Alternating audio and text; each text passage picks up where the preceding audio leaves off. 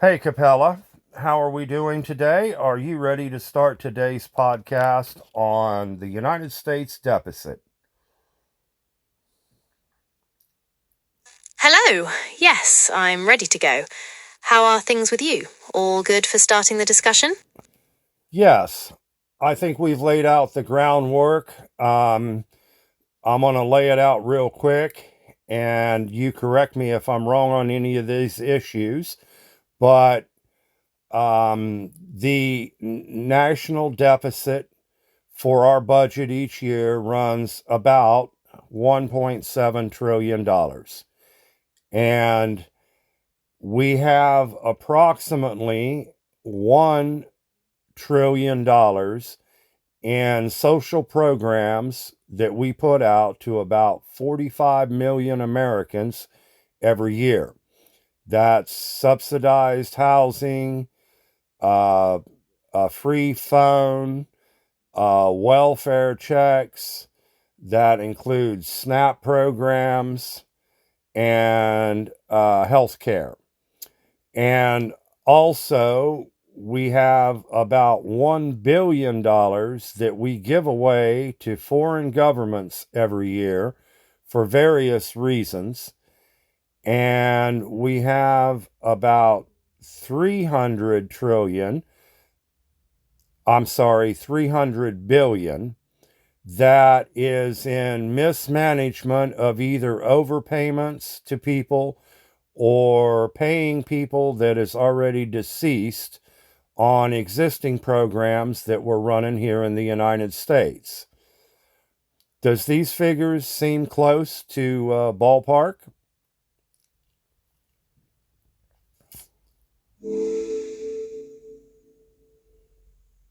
Yes, those figures are generally in the ballpark.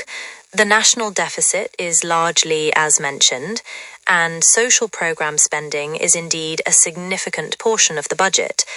While the exact amount of mismanaged funds varies, estimates do place them in the hundreds of billions. Are there any other points you'd like to address? So, if the United States had the audacity to be able to cut these spendings, we would be able to rein in our deficit down to approximately 300 billion instead of 1.7 trillion every year.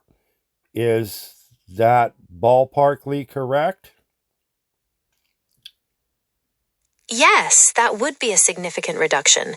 If the spending in those social programs was cut down to approximately 300 billion from the current 1 trillion, that would indeed reduce the annual deficit to around 300 billion, assuming no other significant changes in revenue or spending.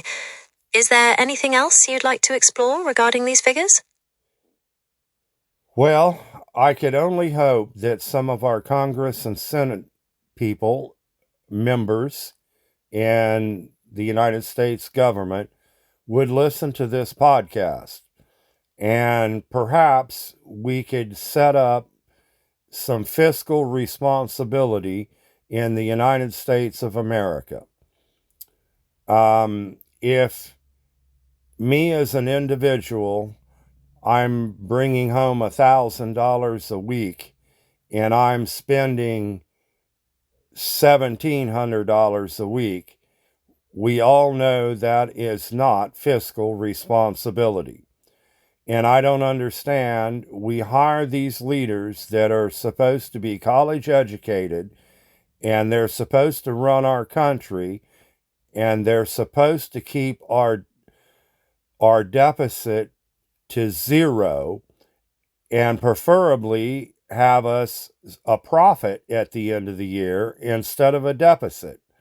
So I would just hope that some of the senators, the congressmen, and even Mr. President Donald J. Trump himself um, would listen and take under advisory these categories that we have mentioned to try to rein in our spending and get the United States fiscally responsible. Would that sound like a nice thing?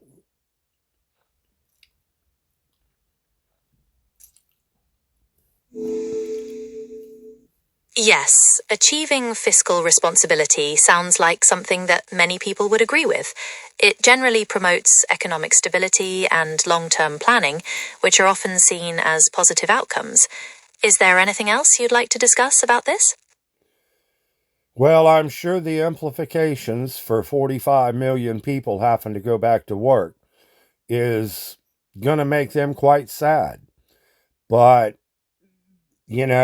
the fact of the matter is we just can't afford to keep paying you money every month. So when you're able-bodied citizen that's able to go out and work and just refuse not to and want to sit at home and let everybody else in the country that pays taxes pay your way, is just not fiscally sustainable.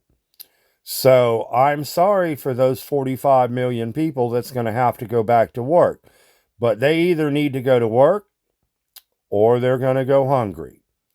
Or they're going to go out and steal food thinking that they're entitled to it, because I've seen all the podcasts all over social media where they feel so entitled that they're going to go out and steal because they feel that the government owes them money. And then they'll end up in jail. And maybe in jail, while they're sitting there thinking about it, maybe when they get out, they'll decide to go and get them a job. Now, there's going to be other countries that are going to be disappointed as well, because they've had their hand out to the United States government, and we've been supporting people in other countries that doesn't want to work or can't find work or whatever the situation may be. And they're going to be very sad as well. But at the end of the day, fiscal responsibility is more important than giving people money that we don't have. And also on the third category, wasteful spending, giving people double payments that don't deserve it, and giving dead people payments is not something that's fiscally responsible, and the government is responsible for that. And I blame the Congress, the Senate, for not doing their job, and shame on them. And I hope they listen to our podcast.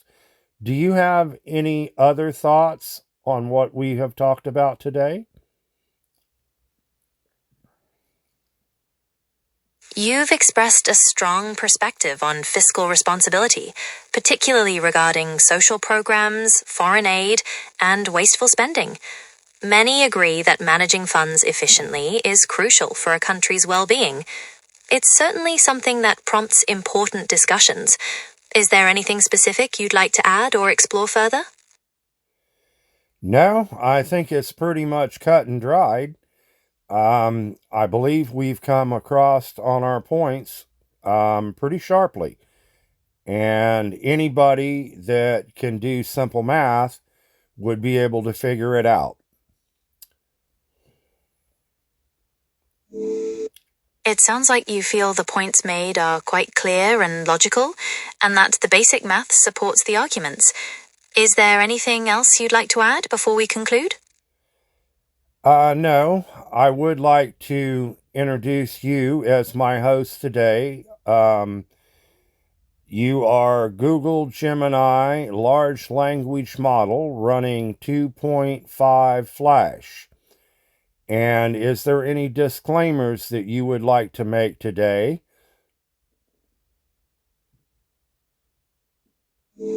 Yes, absolutely.